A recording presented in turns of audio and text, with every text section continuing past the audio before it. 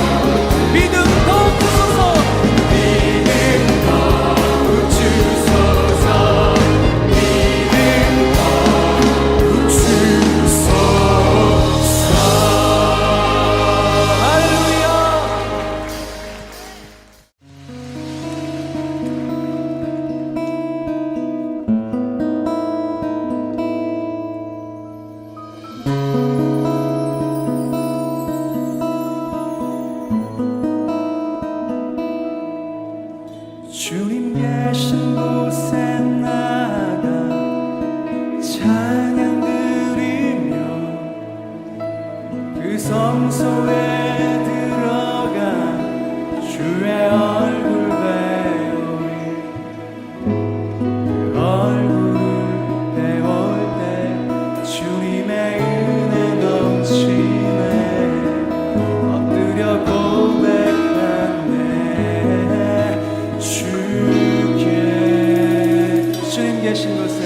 주님 계신 곳에 나가 찬양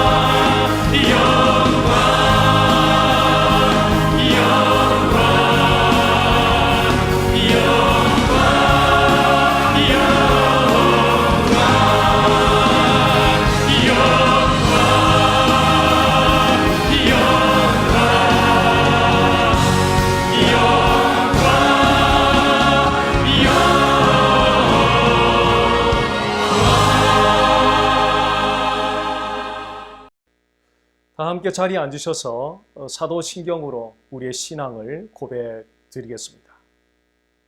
나는 전능하신 아버지 하나님, 천지의 창조주를 믿습니다. 나는 그의 유일하신 아들 우리 주 예수 그리스도를 믿습니다. 그는 성령으로 잉태되어 동정녀 마리아에게서 나시고 본디오 빌라도에게 고난을 받아 십자가에 못 박혀 죽으시고 장사된 지 사흘 만에 죽은 자 가운데서 다시 살아나셨으며 하늘에 오르시어 전능하신 아버지 하나님 우편에 앉아 계시다가 거기로부터 살아있는 자와 죽은 자를 심판하러 오십니다. 나는 성령을 믿으며 거룩한 공교회와 성도의 교제와 죄를 용서받는 것과 몸의 부활과 영생을 믿습니다. 아멘. 이 시간 몇 가지 공동의 기도 제목과 함께 예배를 위하여 합심하여 기도 드리도록 하겠습니다. 첫째, 일상의 삶에서 하나님의 성품을 드러내지 못했던 우리의 죄에 대하여 참회의 기도를 드립니다. 둘째, 군부 쿠데타로 국가가 비상사태를 맞이하고 있는 미얀마가 속히 질서와 안정을 되찾을 수 있도록 위해서 기도드립니다. 셋째, 주님의 대사명 완수를 위하여 선교지에서 복음을 전하고 있는 모든 선교사님들의 영육 간의 강건함과 복음의 열매를 위하여 기도드립니다. 넷째, 어려움을 겪고 있는 모든 사람들에게 주님의 긍휼로 함께 하여 달라고 기도드립니다. 다섯째, 영과 진리로 모든 영광을 오직 주님께만 올려드리는 예배가 드려지도록 기도드립니다. 다 함께 합심하여 기도하겠습니다.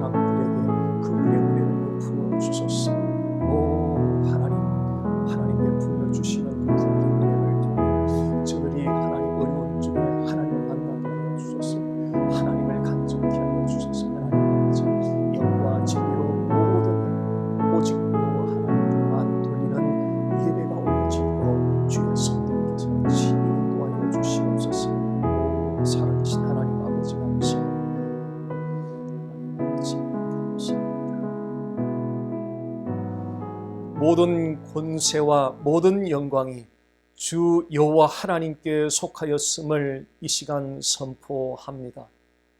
무익한 죄인에 불과했던 사람들이 주 여호와 하나님의 은혜를 힘입어서 오늘도 이렇게 예배자로 나왔습니다.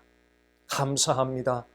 주 여호와께서 행하신 위대한 구속의 일을 노래하고 예배하는 것이 우리의 최고의 감사임을 이 시간 고백드립니다. 우리 모두를 주 여호와 하나님의 임재 앞에 이 시간 세워주셔서 영과 진리로 예배를 드리게 하여 주옵소서. 우리의 예배를 통하여 주 여호와 하나님께서 무한한 영광과 존귀를 받아 주시옵소서. 예수님의 이름으로 기도드립니다. 아멘.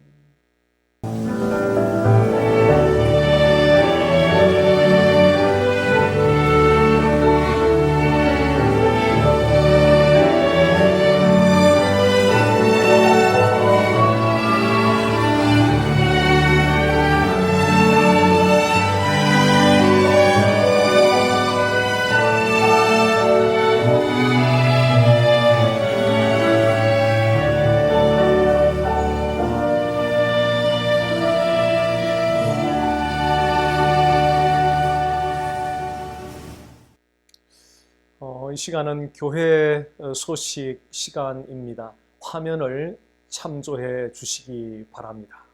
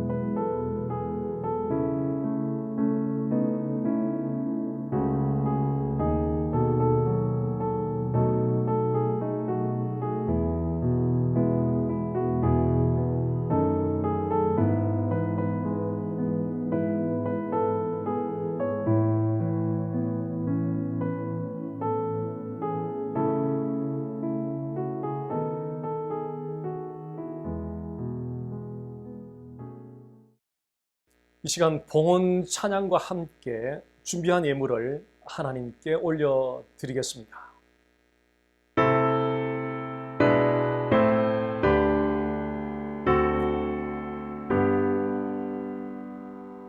모든 것이 주께로부터 왔으니 이 예물을 주께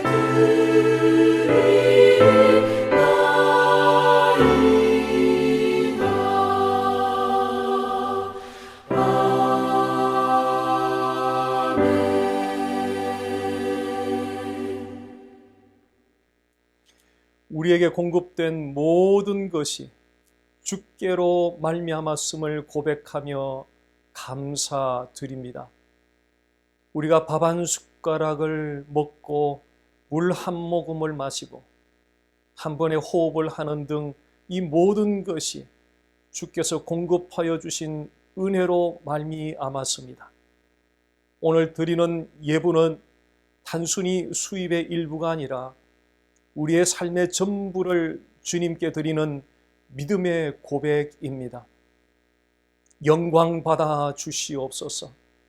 믿음의 예물을 드리는 주의 예배자들을 날마다 순간마다 지켜주시고 붙들어 주시고 복되게 하여 주시옵소서. 예수님의 이름으로 기도드립니다. 아멘. 오늘 주시는 하나님 말씀은 골로새서 1장 3절에서 8절까지 말씀입니다. 제가 읽어드리겠습니다.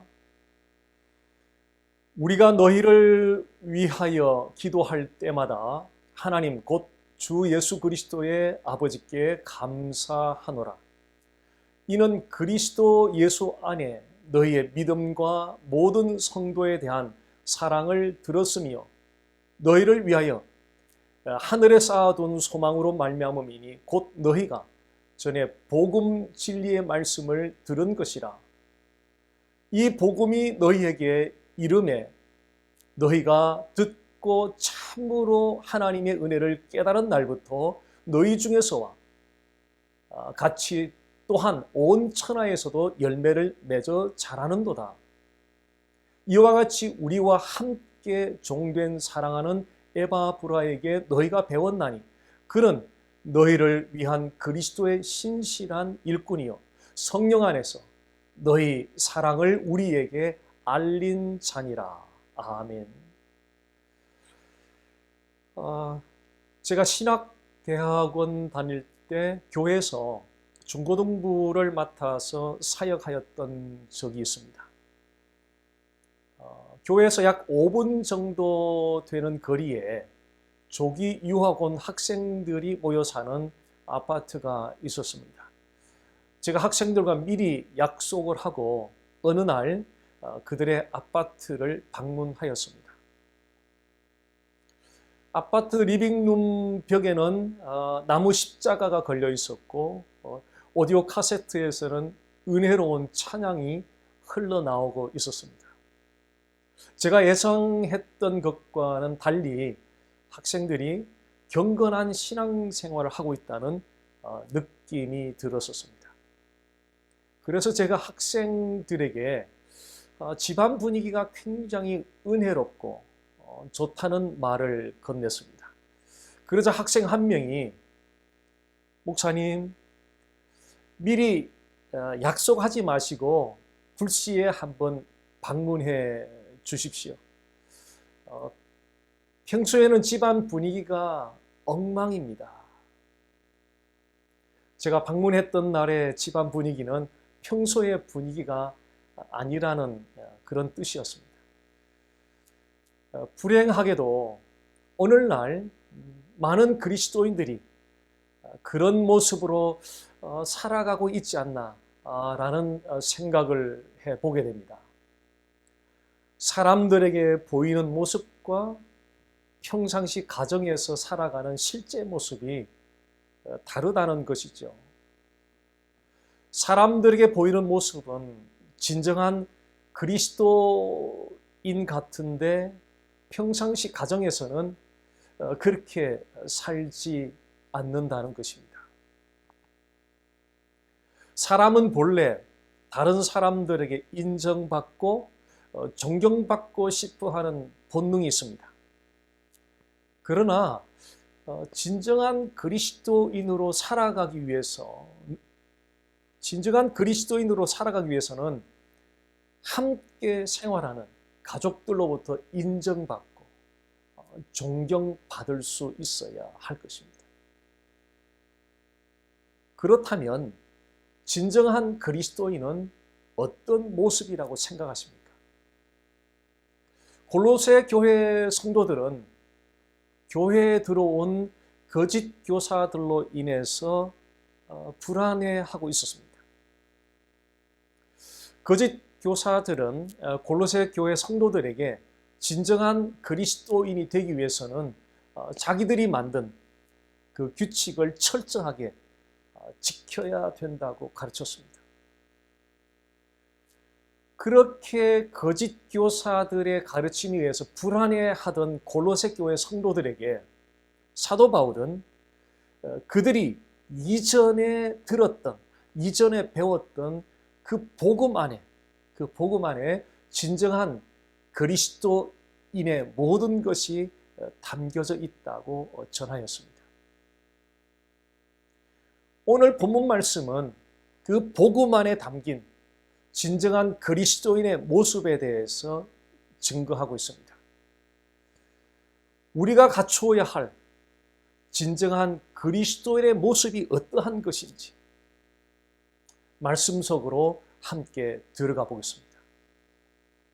3절, 4절 말씀 보겠습니다. 우리가 너희를 위하여 기도할 때마다 하나님 곧 우리 주 예수 그리스도의 아버지께 감사하노라. 이는 그리스도 예수 안에 너희의 믿음과 모든 성도에 대한 사랑을 들었으니요. 사도 바울이 골로새서 편지를 쓸 당시에는 아직 골로새 교회를 한 번도 방문하지 않은 상태였습니다.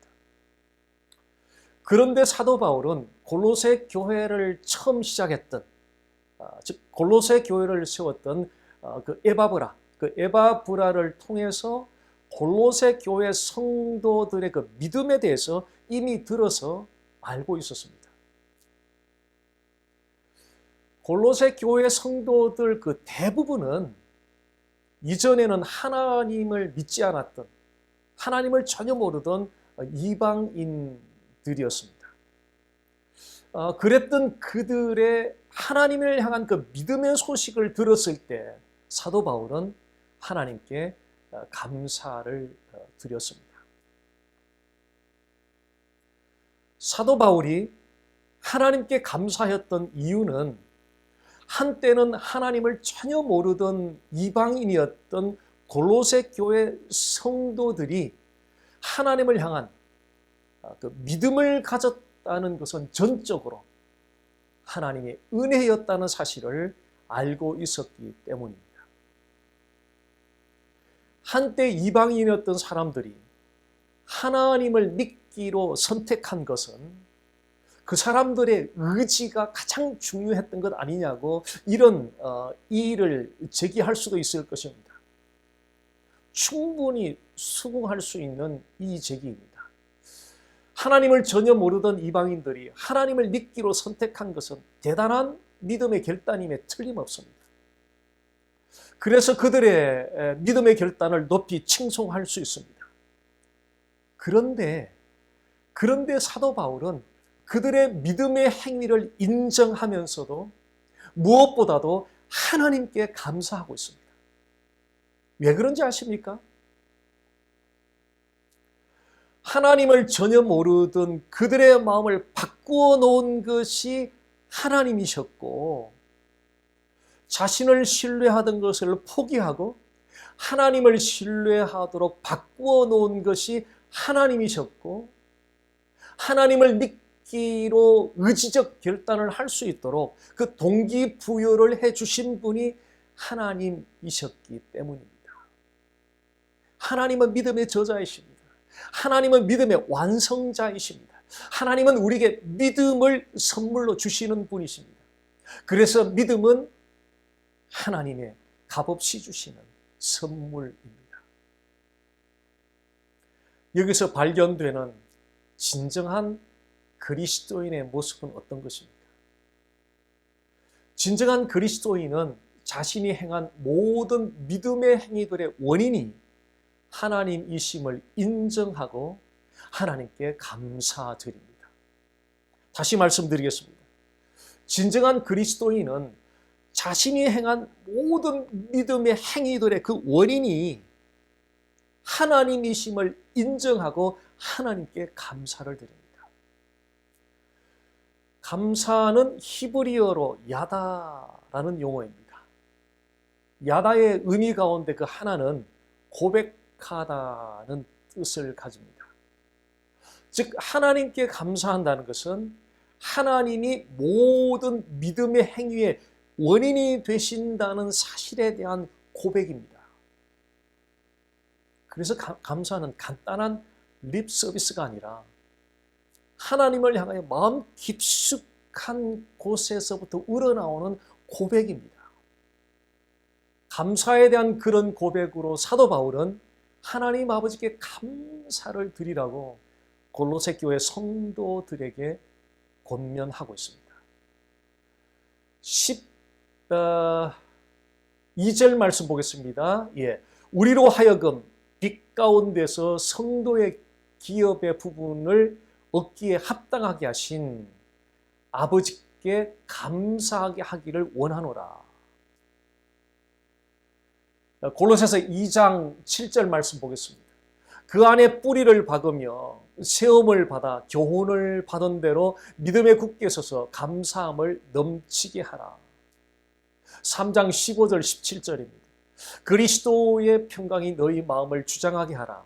너희는 평강을 위하여 한 몸으로 부르심을 받았나니 너희는 또한 감사하는 자가 되라. 또 무엇을 하든지 말에나 일에나 다 주 예수의 이름으로 하고 그를 힘입어 하나님 아버지께 감사하라. 사도 바울이 감사를 언급하는 말씀들의 그 공통점이 무엇입니까? 모든 감사의 근거를 하나님께 두고 있다는 것입니다. 찬송가 23장 만입이 내게 있으면 그 찬송가 가사는 다음과 같이 시작을 합니다. 만입이 내게 있으면 그 입 다 가지고 내 구주 주신 은총을 늘 찬송하겠네. 바로 그분이에요. 바로 그분 구주이신 하나님입니다. 하나님은 우리가 행하는 모든 믿음의 행위들의 시작이 되시고 과정이 되시고 완성이 되시는 분이십니다. 만약 모든 믿음의 행위들의 그 중심에 그 어떤 감사보다도 하나님께 대한 감사가 으뜸이 되지 않는다면 과연 진정한 그리스도인이라 할 수 있을지 우리는 스스로 반문해 보아야 할 것입니다. 주를 위하여 건강을 돌보지 않을 정도의 헌신을 드리고 주를 위하여 아낌없이 물질을 드리면서도 오직 하나님께 대한 감사를 으뜸으로 드리는 그 사람이 있다면 그 사람은 틀림없이 진정한 그리스도인일 것입니다. 그런 진정한 그리스도인은 주를 위하여 건강을 돌보지 않을 정도의 헌신을 드리고 동기부여를 해주신 분이 하나님이시며 주를 위하여 아낌없이 물질을 드리도록 그 동기부여를 해주신 분이 하나님이심을 인정하는 사람입니다. 그래서 모든 믿음의 행위를 한 이후에는 만입이 내게 있으면 그 입 다 가지고 내 구주 주신 은총을 늘 찬송하겠네, 늘 감사하겠네, 이 찬양을 드리게 되는 것입니다. 우리가 하나님께 올려드리는 감사 찬양은 온 세상이 하나님의 하나님 되심을 인정하게 하는 가장 위대한 능력이 될 것입니다. 5절 말씀 보겠습니다. 너희를 위하여 하늘에 쌓아둔 소망으로 말미암음이니 곧 너희가 전에 복음 진리의 말씀을 들은 것이라. 골로새 교회 성도들은 예수님을 믿기 전에는 하늘의 소망을 가지지 않았습니다. 그런데 에바브라가 전한 예수 그리스도의 복음을 통하여 천국에 대한 하나님의 약속을 믿으면서 하늘의 소망을 가지게 되었습니다. 하늘의 소망은 어떤 분야에 나타난 실적이 우수하여서 가지는 그런 소망과는 다른 것입니다. 실적이 우수하여서 가지는 그 소망은 실적이 떨어지면 언제든지 없어질 수 있습니다. 한때는 미국 사회가 정치, 경제, 교육에 이르기까지 우수한 실적을 나타내면서 사람들이 미국에 소망이 있다고 말했었습니다. 그런데 지금은 어떻습니까? 미국 사회가 전반적으로 외적으로 나타나는 실적이 떨어지면서 사람들은 미국에 대한 소망이 사라져가고 있다고 말합니다. 이처럼 실적에 기초한 소망은 언제든지 변동될 수 있는 불안한 것입니다. 그러나 하늘의 소망은 하나님의 약속에 기초한 소망이기 때문에 그 어떤 상황에도 변동되지 않습니다. 그래서 하늘의 소망은 우리가 믿고 붙잡을 수 있는 아주 확실한 것입니다. 어떤 곳에 소망을 두었다가 실적이 떨어지면서 그 소망이 사라지는 허무함을 경험해 보셨습니까? 제가 아는 어떤 분이 뷔페 식당을 운영하였었는데 그 뷔페 식당을 운영하면서 많은 돈을 벌었습니다. 그런데 팬데믹으로 인해서 뷔페 식당의 수입 실적이 형편없이 떨어지면서 지난달에 그 뷔페 식당의 문을 닫고 말았습니다. 그분은 팬데믹 이전에 뷔페 식당의 수입 실적이 우수할 때는, 아주 좋을 때는 거기에 자기 비즈니스에 소망이 있다고 말했었습니다.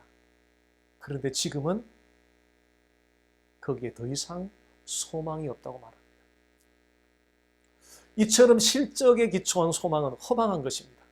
그래서 사도 바울은 우리가 소망하는 것이 이 세상뿐이면 모든 사람들 가운데 우리가 더욱 불쌍한 자들일 것이라고 말하였습니다.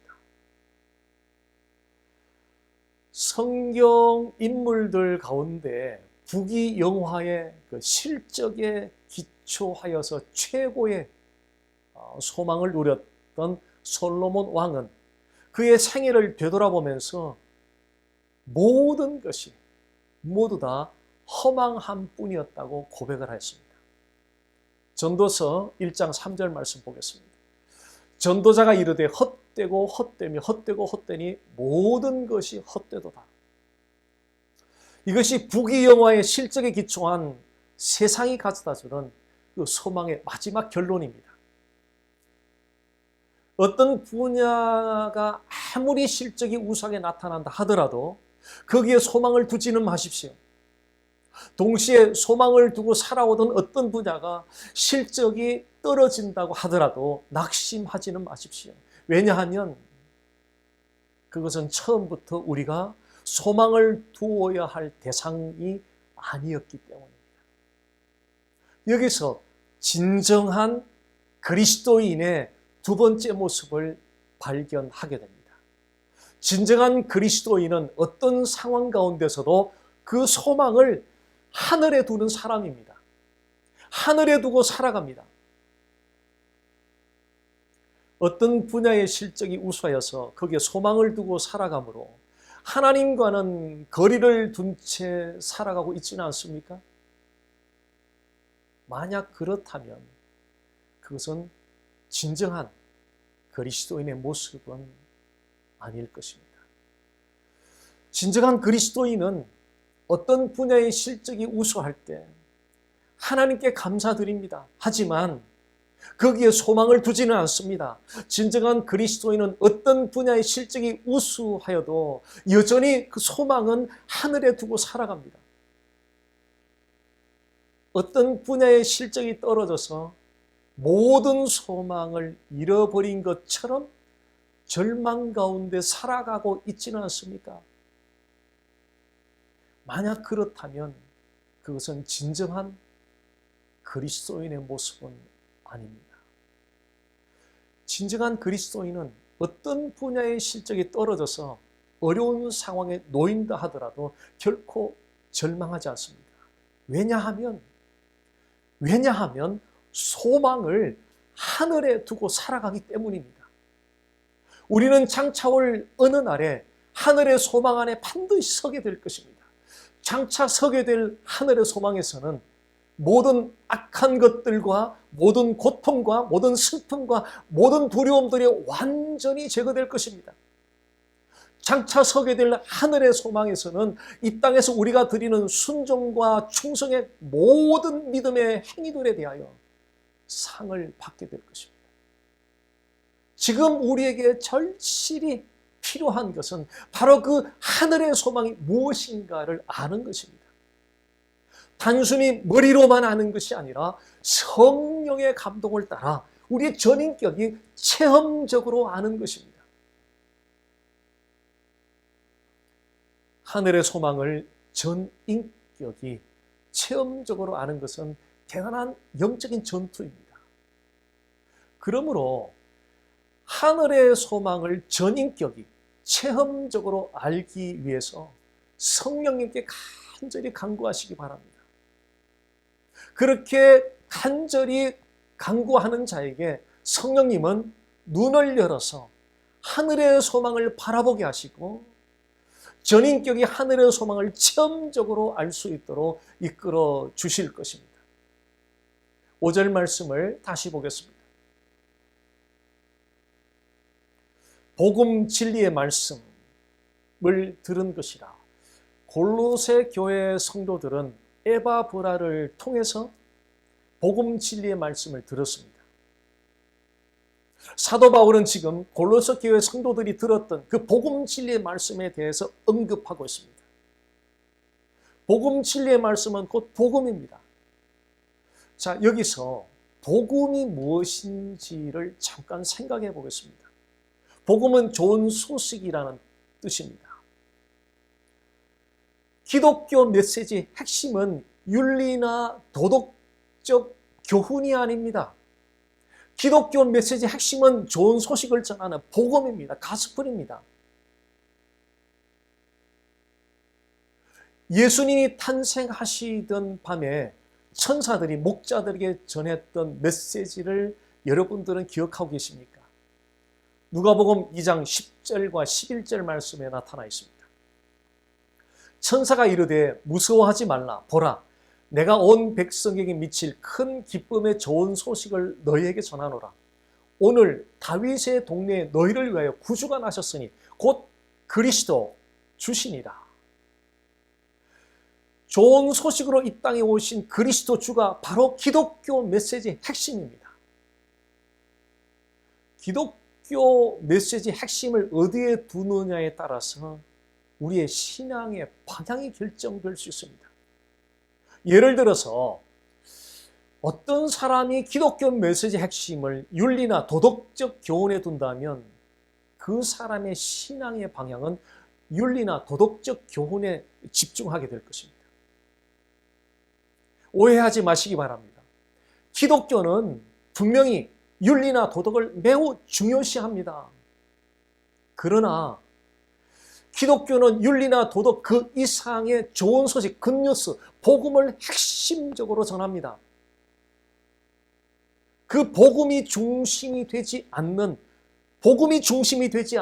윤리나 도덕은, 윤리나 도덕적인 교훈은 하나님의 의를 나타내기보다는 인간 자신의 의를 나타내게 됩니다. 왜냐하면 복음은 십자가에 우리 자신의 자아를 죽이고 우리 자신을 부인하게 함으로 하나님의 의를 드러나게 하는 데 반해서 복음이 중심이 되지 않는 인간의 의지가 중심이 된 윤리나 도덕은 인간 자신의 의를 드러내게 되기 때문입니다. 복음이 전하는 십자가에 자아가 죽고 자신을 부인함으로써 윤리적이며 도덕적인 삶을 살라는 것이 바로 기독교의 핵심 메시지입니다. 복음이 중심이 되어서 윤리적이며 도덕적인 삶을 살라는 거죠. 복음이 중심이 되지 않는 인간 자신의 의가 중심이 된 그런 윤리나 도덕을 말씀하는 것이 아니라 복음이 중심이 된 그 복음의 바탕 위에서 복음이 열매 맺게 하는 윤리와 도덕적인 삶을 살라는 것, 이것이 바로 기독교의 핵심 메시지입니다. 따라서 성경적인 윤리적이며 도덕적인 삶을 살아가기 위해서는 제일 먼저 복음이 무엇인지를 이해해야 합니다. 이것이 진정한 그리스도인의 모습입니다. 진정한 그리스도인은 복음이 무엇인지를 이해합니다. 복음이 무엇입니까? 복음을 이해하기 위해서 먼저 우리 모두는 하나님의 의로운 심판을 받아 마땅한 죄인들이었다는 사실을 이해해야 합니다. 다시 말해서 우리 모두는 하나님 앞에서 죄인들이었습니다. 죄인은 스스로 자신을 구원할 수가 없습니다. 이 말은 우리는 우리 자신을 스스로 구원할 수가 없다는 그런 의미가 포함되어 있습니다. 그래서 우리에게는 우리를 구원할 그 구세주가 필요한 것입니다. 하나님 아버지께서 외아들 예수를 우리의 구세주로 이 땅에 보내주셨습니다. 예수님은 본래 하나님으로서 우리의 죄값을 십자가 죽음으로 대신 치르도록 하기 위하여 사람의 몸을 입고 이 땅에 오셨습니다. 좋은 소식은 하나님께서는 죄 심판을 받아 마땅한 죄인이 예수 그리스도를 믿을 때 그 예수 그리스도를 통하여 예수 그리스도가 의롭다 하시며 영생을 값없이 선물로 주시는 것, 바로 이것이 굿뉴스, 좋은 소식입니다. 이보다 더 좋은 소식은 이 세상에 존재하지 않습니다. 좋은 소식인 복음을 머리로만이 아니라 마음으로 이해하는 것을 간접적으로 확인할 수 있는 방법은, 복음보다 더 좋은 소식은 이 세상에 존재하지 않는다는 사실을 진실로 믿고 있는가입니다. 복음보다 더 좋은 소식은 이 세상에 존재하지 않는다는 것을 진실로 믿는다면 복음을 들을 때마다 기뻐하고 즐거워할 것입니다. 작은 소식 하나만 들어도 그렇게 기뻐하고 즐거워하는데, 이 세상에서 가장 좋은 소식을 듣고도 기뻐하고 즐거워하지 않을 수는 없지 않겠습니까? 복음보다 더 좋은 소식은 이 세상에 존재하지 않는다는 것을 진실로 믿는다면 복음을 더욱 사모하며 그 복음을 더욱 듣고 싶어하고 그 복음을 더욱 묵상하고 싶어 할 것입니다. 여러분은 복음보다 더 좋은 소식은 이 세상에 존재하지 않는다는 것을 진실로 믿고 계십니까? 만일 진정으로 복음을 이 세상에서 가장 좋은 소식이라고 믿는다면 귀중한 성령의 열매 하나가 여러분의 삶 가운데 맺히게 될 것입니다. 6절 말씀 보겠습니다. 이 복음이 이미 너희에게 이르매 너희가 듣고 참으로 하나님의 은혜를 깨달은 날부터 너희 중에서와 같이 또한 온 천하에서도 열매를 맺어 자라는도다. 복음을 들었던 골로새 교회 성도들이 열매를 맺어 자라가고 있었습니다. 특별히 그 열매가 무엇이었는지를 7절과 8절 말씀이 밝혀주고 있습니다. 이와 같이 우리와 함께 종된 사랑하는 에바브라에게 너희가 배웠나니 그는 너희를 위한 그리스도의 신실한 일꾼이요 성령 안에서 너희 사랑을 우리에게 알린 자니라. 에바브라가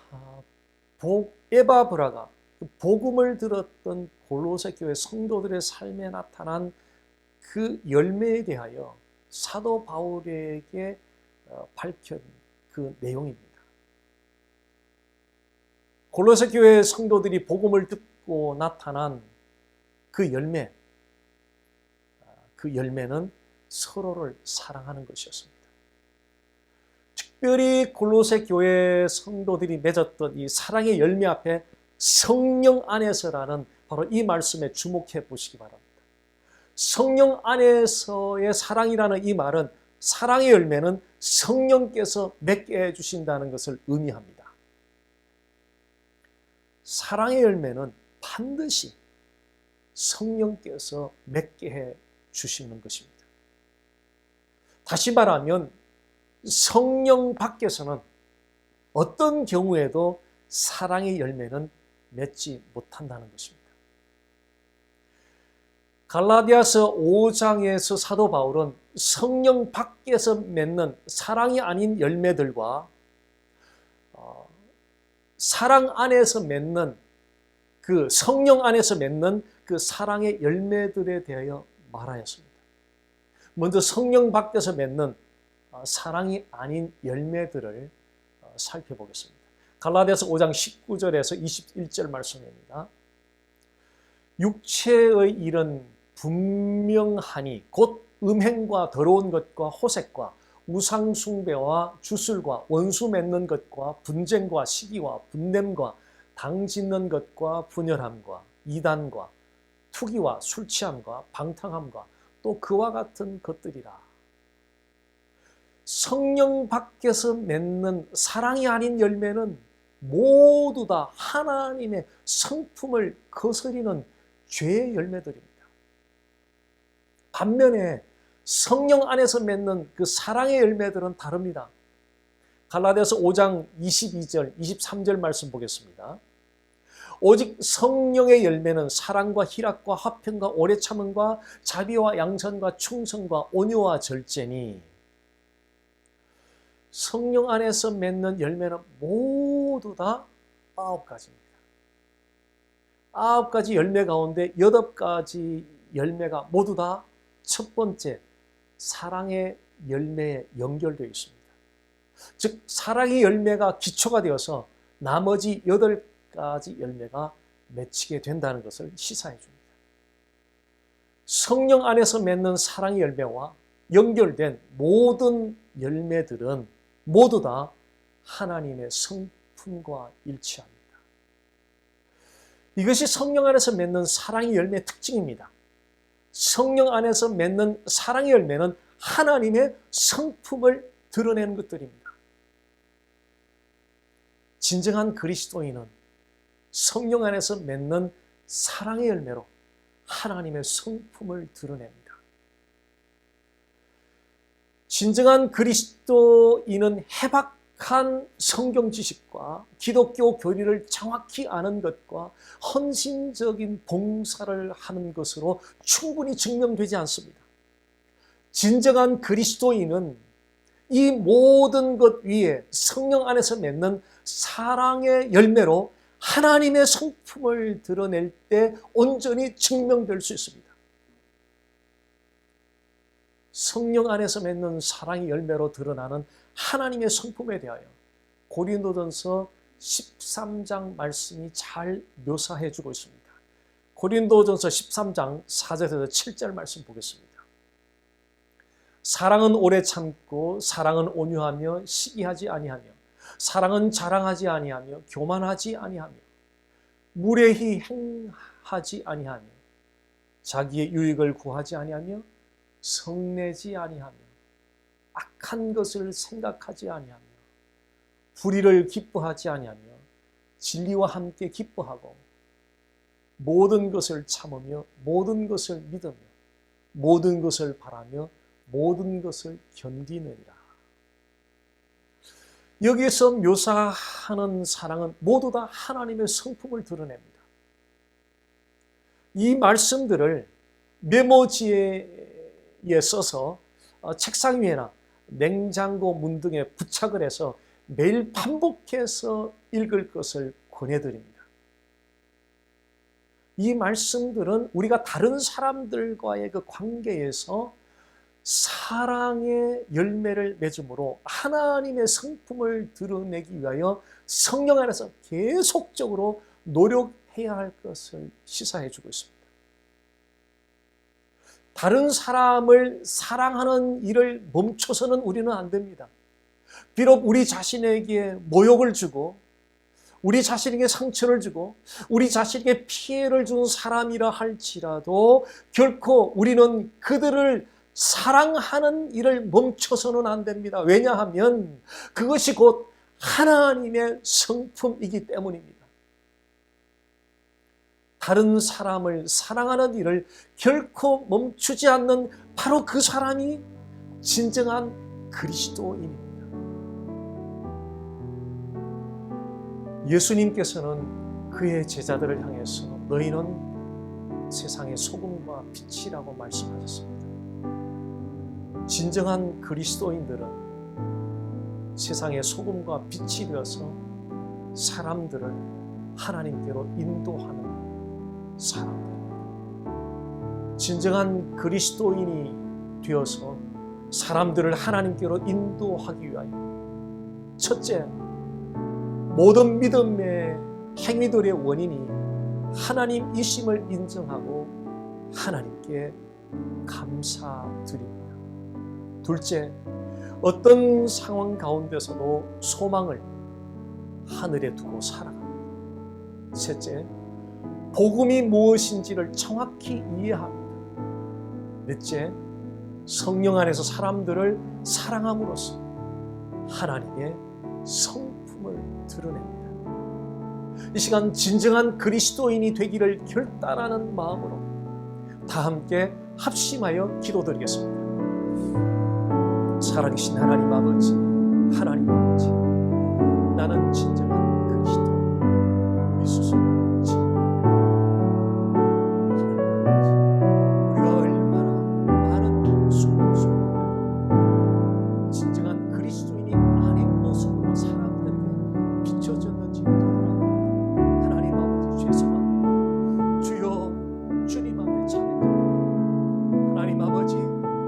골로새서 이 1장 3절 8절까지 말씀을 통해 진정한 그리스도인이 어떤 사람들, 어떤 모습인가를 오늘 배웠습니다. 예수 그리스도의 복음 안에 담긴 진정한 그리스도의 그 모습, 오늘 우리의 마음에 새겨서 하나님 아버지, 우리의 생각 하나하나, 우리의 언어 하나하나, 행동 하나하나가 진정한 그리스도인의 모습으로 비춰지기를 원합니다. 하나님께 그렇게 비춰지기를 원하고 사람들에게 그렇게 비춰지기를 원합니다. 그래야 많은 사람들을 하나님께로 인도하는 소금과 빛의 역할을 감당하는 그런 진정한 그리스도인들이 되기를 소원합니다. 주여, 우리 모두를 진정한 그리스도인이 되기 위하여 간절한 소원을 품게 하여 주셔서 날마다 순간마다 진정한 그리스도인이 되기를 간절히 간구하며 몸부림치는 그런 삶을 살아갈 수 있도록 인도하여 주시옵소서.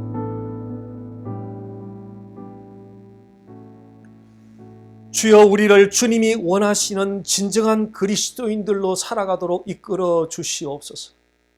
우리가 진정한 그리스도인으로 살아가지 못할 때 주님의 이름이 세상 사람들로부터 업신여김을 받게 된다는 사실을 늘 기억하게 하여 주시옵소서. 주여, 우리의 마음을 일깨워 주셔서 진정한 그리스도인으로 살아가고자 하는 거룩한 소원을 날마다 순간마다 품게 하여 주시옵소서.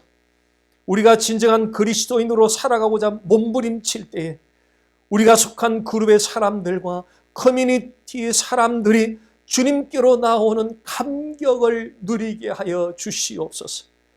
우리가 내뱉는 한마디 한마디의 말이 진정한 그리스도인의 말이 되게 하여 주시고, 우리가 걷는 한 걸음 한 걸음이 진정한 그리스도인의 걸음이 되기를 소원합니다.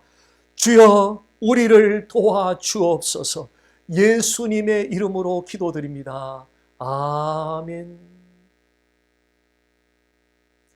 다 함께 일어나셔서 주 이름 찬양 드린 후에 축도로 오늘 주일 예배를 모두 마치도록 하겠습니다.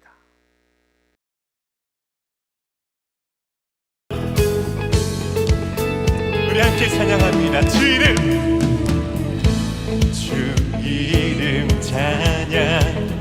부요의 강물을 흐르듯 부요한 나의 삶대에 주님 찬양해. 주 이름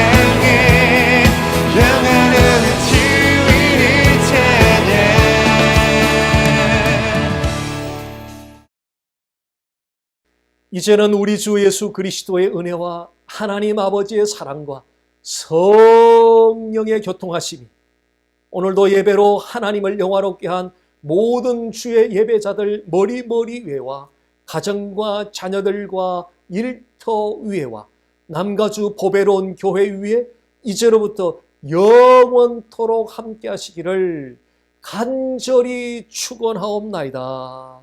아멘.